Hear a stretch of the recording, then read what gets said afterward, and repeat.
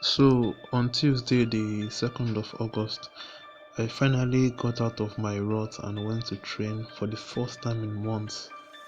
I wasn't able to commit to a challenge I found at one spot, but I got to talk to a stranger who was inspired by watching me, and it was an amazing experience. So in this video, I'll be telling you about how the day went and the big takeaway I got from it. I'll also be telling you why I haven't uploaded on my YouTube channel for a while and why I probably won't be uploading anytime soon. I went to the University of Lagos for some training, and it was a really long trek from the gate to this spot around the library, where there was this challenge that I did before sometime around last year, but I was thinking of going back there to do a reverse vault where I did a conch vault, and this was like the first time I had a really good look at it, and I was thinking of how I was going to go about it. The scary part for me was this space between the two railings. The thought that I'm going to clip my feet before I can get to the other side was really messing with my mind. And since I plan on doing a reverse vault over there, I had to find somewhere safe to practice it. Sadly, I lost the clips of myself practicing it, but that is the spot where I was doing the reverse vault to a safer landing.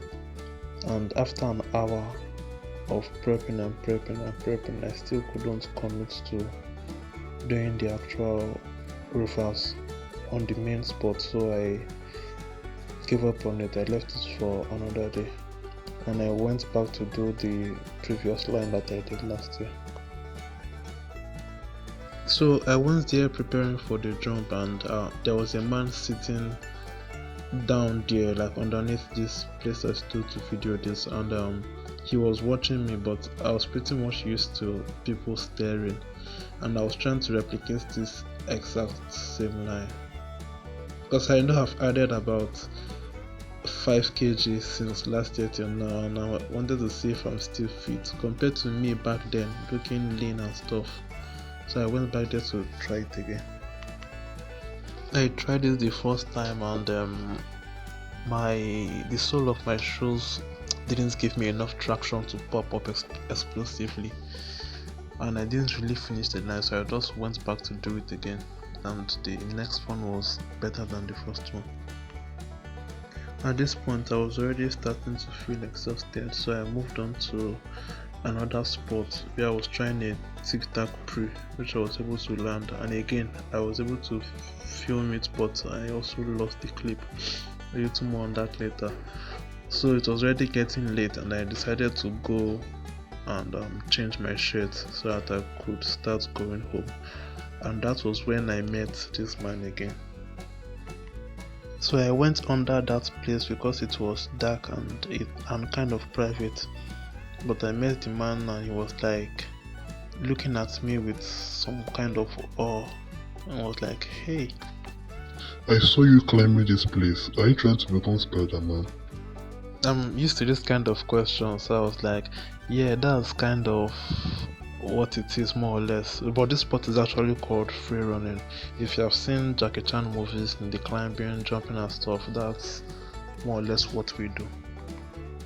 Wow, yes, I've seen these things in movies and always thought they were film tricks. I see now that people actually do this in real life. Wow, that's impressive. So, how long have you been doing this?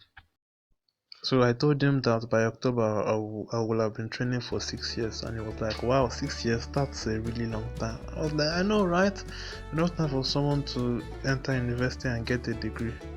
So he looked down at my shoes and was like, I can only imagine the amount of shoes you must have sacrificed for this. Do you get them custom made specially for this sport? Or I'm like, nah, I just go to the market to buy shoes, and I'm pretty picky on the kind I want to make sure it serves the purpose. And of course I damaged anyone who does parkour will know that shoes don't last in this sport. So he asked if I've had any injuries over the course of the training, any serious accidents. And I told him that no, like we parkour athletes always try to make sure the things we do are as safe as possible. And because he didn't see it, I had to explain to him how I wanted to do that reverse vault, and I had to go and prep it at a safer spot. And after prepping it, I went to the main spot and still couldn't do it, and I had to give up on it still. And that time that I'm ready. Even though it's a popular misconception that people that is involved in this kind of sport are reckless, that isn't entirely the case. And I was happy to see that he understands. Then he asked me another question. He said, "So, what is your goal? What do you want to become?" And I was taken aback because this isn't the kind of question I usually expect, that I already have a prepared answer for. And I saw that he really wants to engage me in a conversation. He really wants to understand. So I was like, I honestly just do free running for the love of movement. That's when I told him I'm actually studying human kinetics here in Unilag, and I hope to get a degree, become an expert in health and fitness, and be able to help people to move and feel better, and also inspire them with my art. That it seems really like a big goal in free running, that because I know I won't be able to do this thing forever. I'm going to get old. So it's more or less, while I can't do what I can do to inspire people and to study and be able to help people. And it was like, wow, that's very good to know. But hopefully you could feature in movies with this kind of skills you do. I was like, yeah, that's true, but I will need to level up my skills first. So it's like, level up this that I saw. I was like, yeah, this I can't do much acrobatics and stuff, so people won't be really blown away by just this that they saw. And especially since they are watching a video, and it was like, yeah, but if they got to see it real life like I did, or they understood everything that went on behind the process, it would have been it would make a whole lot of difference. I told him, yeah, but sadly I don't really have people to film me, so it's just me for now. And I told him there are some other athletes scattered around Lagos that is also into this.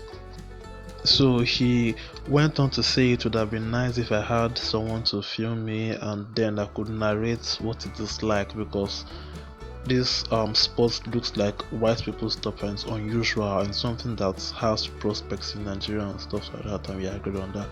Then he went on to tell me a little bit about why he caught my attention and wanted to speak with me in the first place.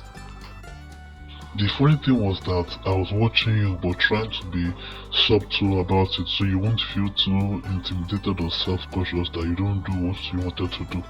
And when I saw you run and leaped for that wall, I thought this guy better know what he's doing, because this is concrete and that's very high. But watching you, what I saw was precision, courage, lack of fear and faith, right? I was glad that he mentioned precision, because that's something that's very common in parkour. But then he told me that he's actually a lab scientist, but he quit his job in Unilag about 12 years ago to go into his cosmetics business. And after putting in the work and trying to build this to an extent, he ran out of funds and he had to come back to his job at Unilag just to make ends meet. He told me he was just sitting there thinking about his life, that he's actually 50 years old, and at his age he needs to make sure he has some things set. He was thinking about his life goals and the next step he's going to take. He has a cosmetic business he would rather be doing, and now that he's back as a lab scientist, universities have been on strike since February, so he doesn't have much. So he was just there thinking and watching a motivational video or something, and when he saw me, he just had to stop, and seeing me climb that wall, run towards it at full speed and climb on top of it, he said he felt inspired. And now, after having this discussion with him, he said I have inspired him, and he's willing to plan and practice and then go heads on with courage, precision, and faith.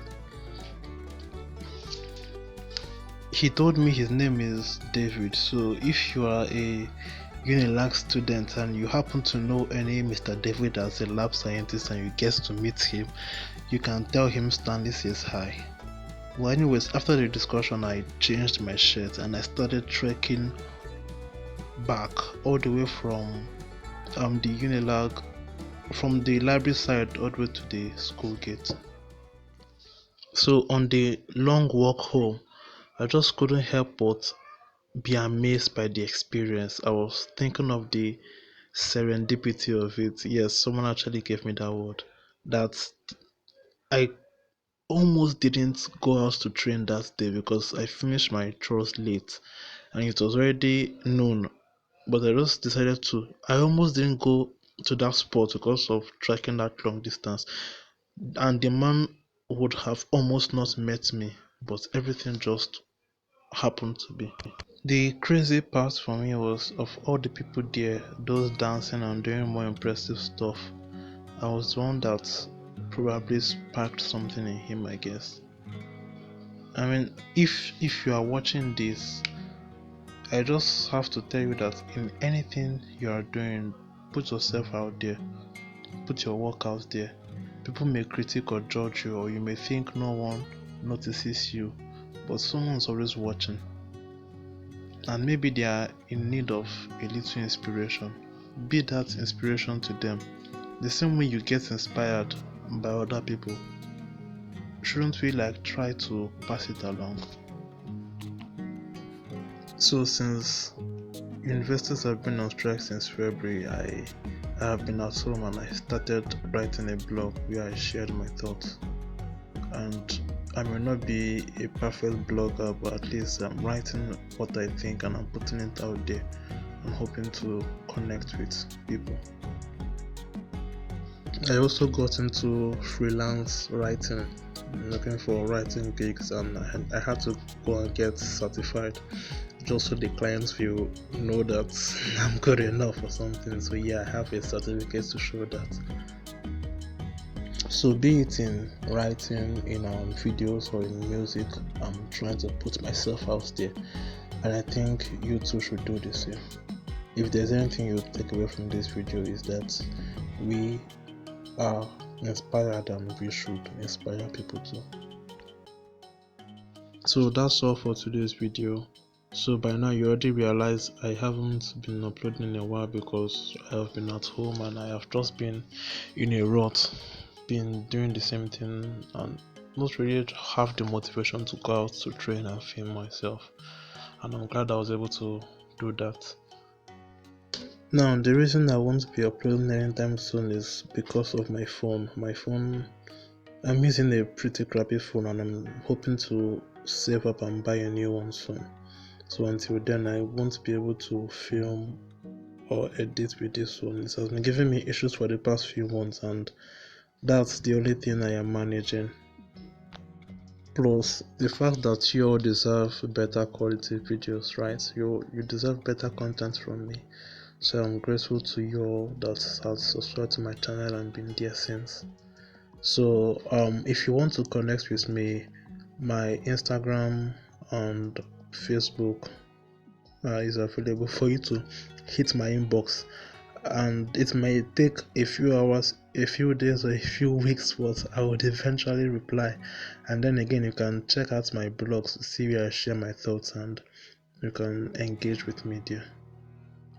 If you enjoyed this video, do well to give it a like, leave a comment and subscribe to my channel if you haven't.